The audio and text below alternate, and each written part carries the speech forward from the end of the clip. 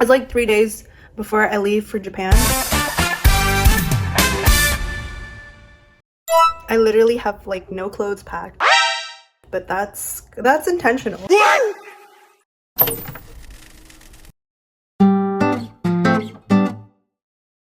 Hi friends, it's your girl Elise, and today I am finally sharing with you the long-awaited story of how and why I went to Japan on my very first international solo trip with no clothes in my luggage. Now, why would I do that? See, anyone who knows me will tell you that I always have the craziest ideas, and the weirder they are, the harder it is for me to say no. To February of this year, about a month before I was set to leave for Japan, I walk into work one day and my coworker is looking extra refreshed because he's just come back from his 1-week vacation in the Dominican Republic. And of course, everyone is eager to know how it went, was it fun, what did you do? And the very first thing that he tells us is how the airline forgot to take his and his friends' checked luggage off of the plane. What the fuck? They spent hours waiting and waiting until finally airport staff tells them, "I'm sorry." Your luggage is now on the plane that is headed all the way up north to Quebec.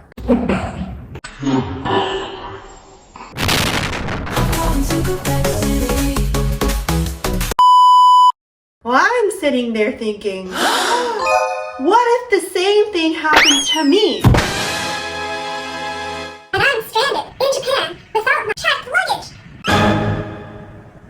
What do I do?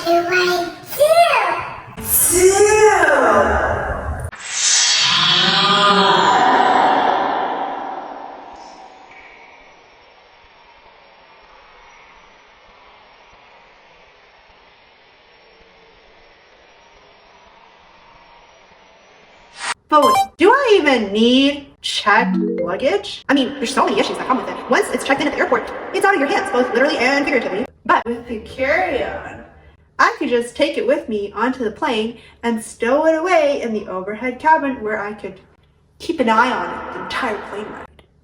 And besides, why would I weigh myself down with a giant suitcase?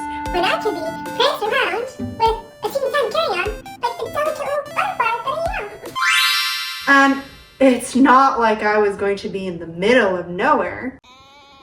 As soon as I arrived, I'd be in Tokyo, the biggest city in the world. And it's got malls, shopping complexes, and even whole entire thrifting neighborhoods like Shimokitazawa, Koenji, and Kichijoji. So it was settled. I was just going to bring a carry-on, pack no clothes in my luggage, and instead buy myself a whole new wardrobe while in Tokyo, my very first stop in Japan. Was it risky? Perhaps. But if there's one thing you can always count on me for, it's that I'm always up for a challenge, especially one that allows me to procrastinate. I literally leave for the airport tomorrow. I am now finally ready to start packing.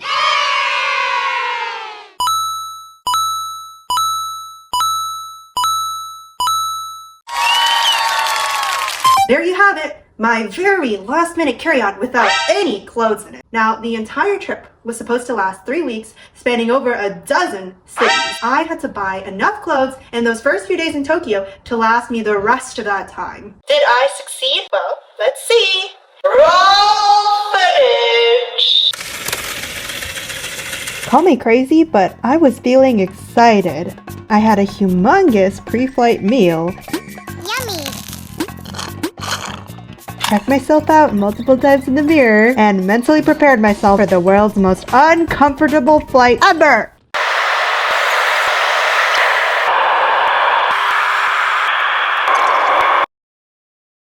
And at last, after a very, very long plane ride, I arrived in Japan! Ta-da! Now, I definitely had done my research before coming to Japan and looked up some secondhand shops online. And these were the stores that were on my radar. First, there was Tanpopo House, which is known to be extremely cheap, with clothes starting at only 105 yen, which is like $1. Although it did seem like the kind of place where you would have to really dig around to find good stuff. Some other thrift store chains that were mentioned were 2nd Street and Modoff, although the average price for a piece seemed to be 2,000 to 3,000 yen, which was a little bit outside of my budget. Another place that lots of people were mentioning was Book-Off Bazaar. Now, there are a multitude of book-offs all across the city, and most of them only sell books and CDs, but if you go to the book-off bazaars, they have clothes, and they're supposed to have a really great selection of cheap designer goods. But the one store I was most excited to go to was Bazzstore in Shimokitazawa, a thrifting neighborhood in Tokyo, because it was supposed to have excellent prices and a great selection. But don't get your hopes up, I was not able to go to all of these places. I just didn't have enough time, I had limited disposable income, and everything I would have bought I would have had to drag with me all the way around Japan during the rest of the trip. So no, you will not see me hopping around to all 5 of these secondhand shops. Thrifting aside, I also really wanted to look into some of the most raved about shopping malls, where apparently all the Japanese it girls get their fabulous outfits from. Among them, Shibuya 109 and Lumine Est in Shinjuku caught my eye. These massive shopping complexes house hundreds of super cute, distinctly Japanese brands. Often characterized by ruffles, bows, an A-line silhouette, and other feminine details. Word on the street was things were pretty expensive here, but even so, I had to go see with my own eyes. And so, armed with a list of potential shops to start hunting at, I checked into my female-only capsule hotel in Akihabara. You can learn more about that in the next video, and then headed out on my thrifting escapade. My very first stop was Tanpopo House in Ueno, about a 10-minute walk away. Here I am, arriving! It wasn't too busy when I got there. The overall vibe reminded me of a value village or a Salvation Army. Very cheap finds, though you definitely have to approach it like a big old treasure hunt. I didn't realize there was a second floor, so I just headed down to the basement, where they had some women's and kids' clothes. Once down there, I got to work, rifling through the clothes and eventually emerged with several items that, for some reason, are all beige. Don't know why that is. Here's me that same night, sitting in my capsule, doing a silent haul. It's getting wild in here.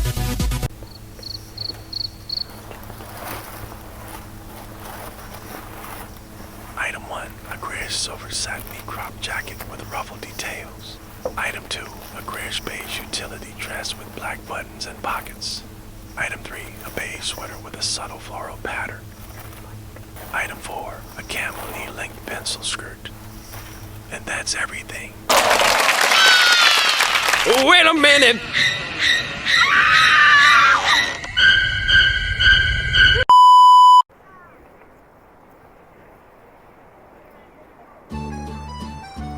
The next day, I got a haircut and perm! But honestly, I was in serious trouble because the only piece of clothing I actually liked and wanted to wear was the one grayish beige utility dress. So here I was hopping on a train to Shibuya 109 to try and fill in the rest of the wardrobe. I arrived at the iconic Shibuya station and was immediately overwhelmed by the huge crowds of people. It took me a while to get down to Shibuya Scramble, but oh my goodness, was it busy and hectic and crazy!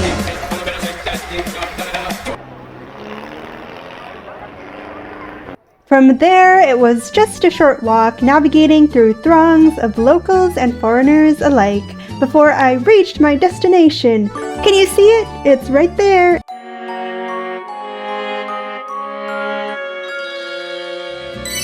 It took me a while to find the entrance, but when I did, I promptly went in. Immediately, I was hit with a smorgasbord of sights and sounds, from the bright lights overhead to the colorful displays to the many fashionable shoppers. The layout of the mall was open concept, giving it the feel of a giant department store. Oh, these types of long mermaid skirts were very popular, as well as these light, flowy blouses with ruffled hems and these ruffled tiered miniskirts. A lot of brands had a super youthful, girly style. Off the shoulder was in, puffed cap sleeves were in, ribbons and collars were in. Check out these handbags with the cutest bow details and this lovely collection of princess-like dresses. Some other brands had a more edgy vibe, lots of blazers, sweaters, and baseball caps. So all in all, there was a little bit of something for everyone. Well, that is, if you're a small, an extra small, or an extra, extra small. A lot of places only had one size fits all, and that one size was quite small. And the average price of an item was 6,000, 9,000, I saw even 150,000 yen! So after wandering around for a bit and only finding a single piece that I purchased, I decided to call it quits and headed towards Shimokitazawa, that thrifting neighborhood I mentioned earlier. And on the way, I walked into one of those ekimises, which are train station stores that have a bunch of vendors selling little confectionaries where you can get pastries, macarons, mochi, and all sorts of yummy delicious things. After several minutes of resisting the urge to impulse buy, I went off on my merry way. Here I am, arriving at Shimokitazawa after an approximately 20-minute long train ride. This trendy neighborhood is known for its many small, independent fashion retailers, its distinctive cafes, its funky bars, and live music venues. Home to about 200 vintage clothing stores and known as Japan's leading mecca of vintage clothing, it was the perfect place for me to go. There were all these really small, narrow alleyways closed off to cars, and the entire neighborhood had this unique retro charm. The overall vibe was bohemian meets grunge meets 80s, 90s nostalgia. It was a bit like stepping through a time machine. What's happening? Oh my gosh, where am I? What? Oh my goodness. But don't worry, I landed right in front of Bazzstore. Actually, it took me like 20 minutes of confusion trying to navigate with Google Maps. But anyways, Bazzstore. What a gem of a place, truly. Lots of cute finds, funky prints, colorful pieces like this bright red dress and this mustard yellow zip-up with a cat design on the front. I really liked the different patterns and textures in this section here. Wow! Woo! And then when I went upstairs, I snagged this adorable Liz Lisa dress for $20. If you didn't know, Liz Lisa is like a super iconic Japanese brand known for their cute girly dresses, fabulous coats, and dainty feminine boots. Wow! I spun around the second floor for a bit, where I pulled out this halter neck dress with a very wacky pattern that ended up being too small, so I had to put it back. But there was quite a wide assortment of clothes, so I was happy to look around some more. I checked out their jackets, I pulled out some more beige items, don't know why. And then I picked up a couple fabulous boots before realizing how high the heels were and remembering that I actually don't enjoy pain. I love this one. And then I found this funky little shrug? Question mark? Obviously for someone much cooler than me. By that point, I still only had one item in my basket, which was the Liz Lisa dress, so it was time to head upstairs again to the third floor. That's right, they had 3 floors in total.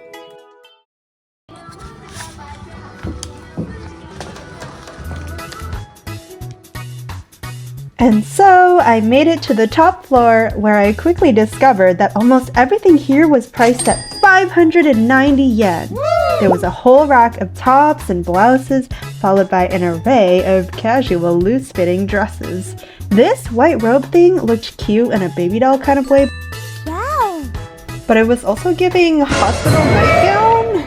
And I am kicking myself in the shin for not trying on this bubblegum pink number. What was I thinking? Oh, it's so cute.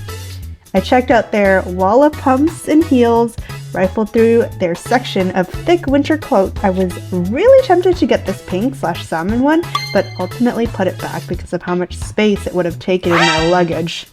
Then I skimmed through this line of skirts and pants. I loved the bold colors and prints. They were just awesome. And naturally, I ended up in front of a full-length mirror with a basket full of clothes to try on.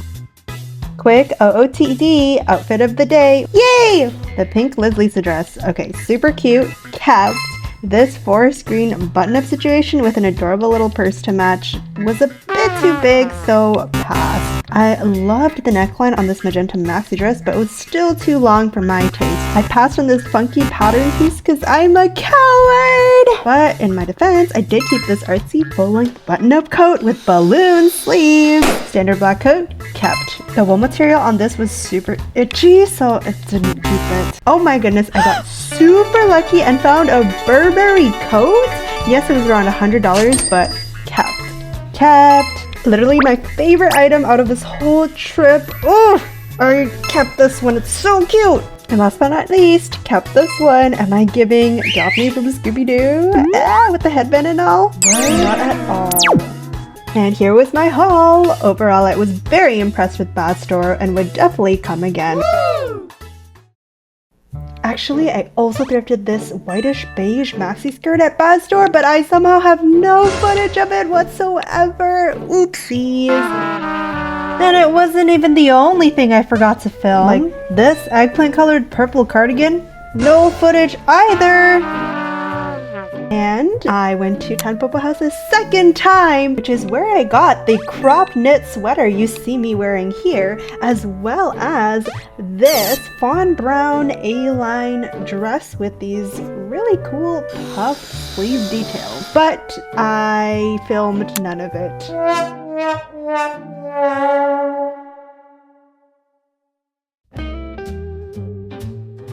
I spent the next few days in Tokyo exploring, gallivanting, gourmandizing, and befriending total and complete strangers from around the world. Hi from Denver, Colorado. Made a few side trips too, like to Kamakura and Yokohama, which is where I got this really cool denim newsboy cap that I wore the entire trip. Nagoya, Takayama, Kanazawa, Kyoto, Osaka, Tsukushima, and that I have continued to wear back home. Definitely look like I'm about to go on an expedition. On my last day in Tokyo, I secured myself a humongous suitcase, one so big I could comfortably stow away inside it, and stuffed everything inside before booking it off to the next stop on my journey. And the next. And the next. That Burberry coat sure kept me warm in chilly Takayama and snowy Shirakawa-go. And on those lazy days, when I didn't want to think too much about my outfit, I would usually throw on one of these dresses.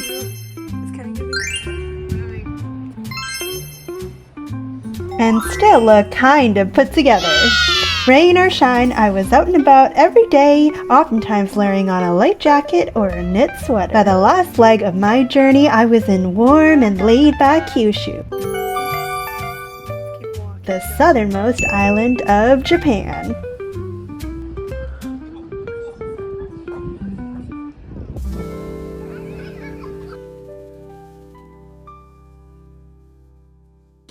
After a final stay in Nagasaki, it was time to end my days of steadily creeping southwards and hop on a plane headed back up north to Tokyo.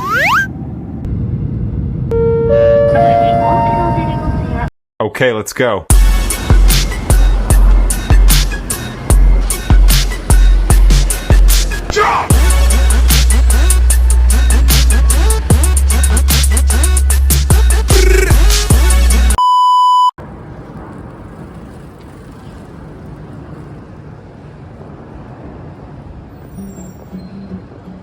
After checking into my last and final capsule hotel in trendy, dynamic Shibuya, guess where I headed off to?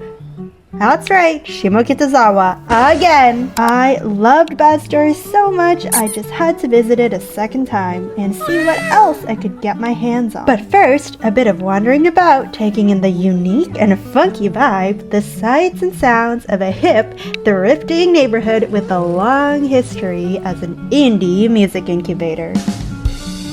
Oh look, a second street dedicated solely to musical instruments. Look at all those guitars and violins. Feeling hungry? How about some yummy Thai food? Or one of these mouth-watering dishes? Kebab sando, perhaps? Or maybe you've got a hankering for French toast. Come on, Izzy, don't get distracted. Okay, but at least let me gush over this wall of movie posters. Wow! Woo! Then I found some groovy patterns on these pieces. Wow. Aren't they so fun? And the pleated dress with the rainbow details on top is fabulous! I like the lace-up detail on the front of this dress, and that blue one with the red and white daisies is super eye-catching. And these pants and shirts, the colors, the designs, the embroidery, I love, love, love! I said, completely forgetting the 6,000 to 8,000 yen price tags. Let's go, go, go before I lose all self-restraint.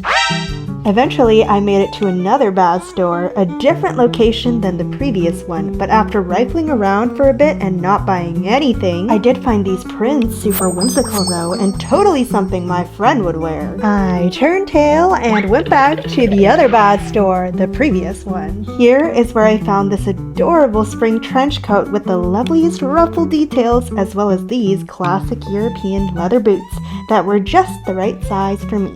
Lastly, I got a thick, puffy winter coat and a yellowish-brown straw hat. The perfect twin to my blue denim newsboy cap. And yes, I don't have the actual footage, so that's why you're seeing this fake green screen version of me.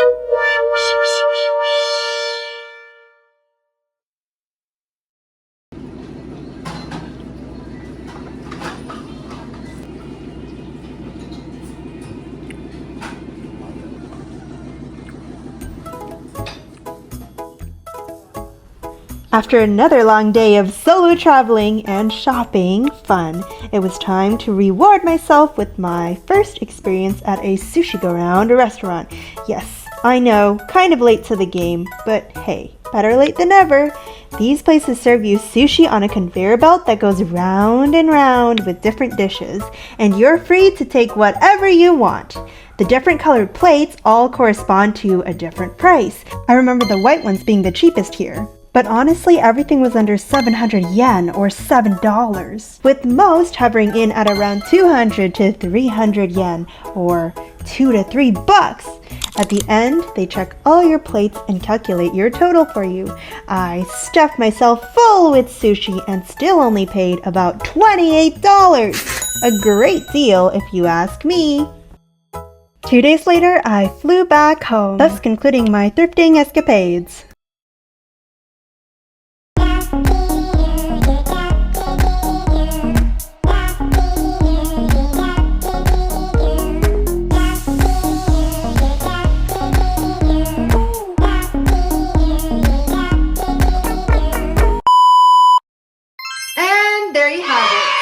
Overall, I'd say it was a success!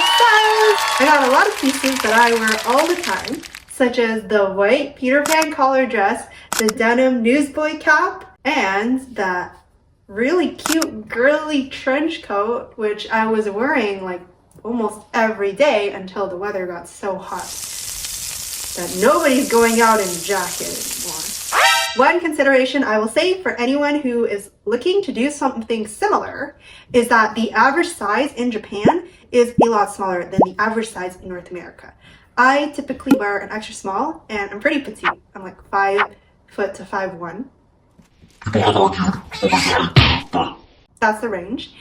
And I didn't have too much trouble finding clothes that fit me. Although I will say Even I found pieces that I liked, but when I tried them on, were too small for me.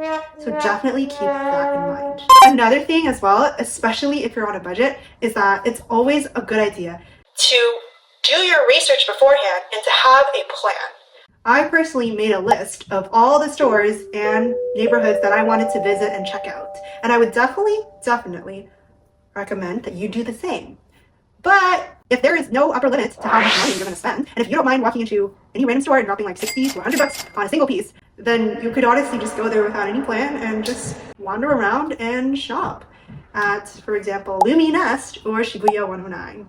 As you saw, they really do have a little bit of everything, from girly and princessy to more edgy and tomboyish. Lastly, my absolute favorite store was, drumroll please, Bazzstore!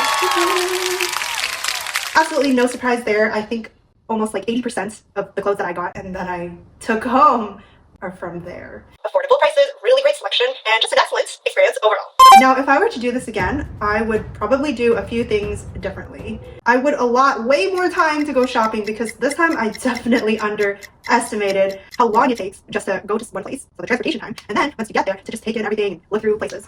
So yeah, as you saw, I had a long list of places I wanted to go to, but I only ended up going to Tanpopo House and Bazzstore.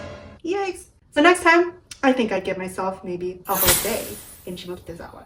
And since I didn't get to go to Koenji and Kichijoji, which are other really cool thrifty neighborhoods in Tokyo, I definitely keep that on my list for the next time I'm in Japan. And same goes for Lumi Nest as well, since I only went to Shibuya 109. Thank you so much for watching. That's all I have for you today. I'll see you in the next one. Bye!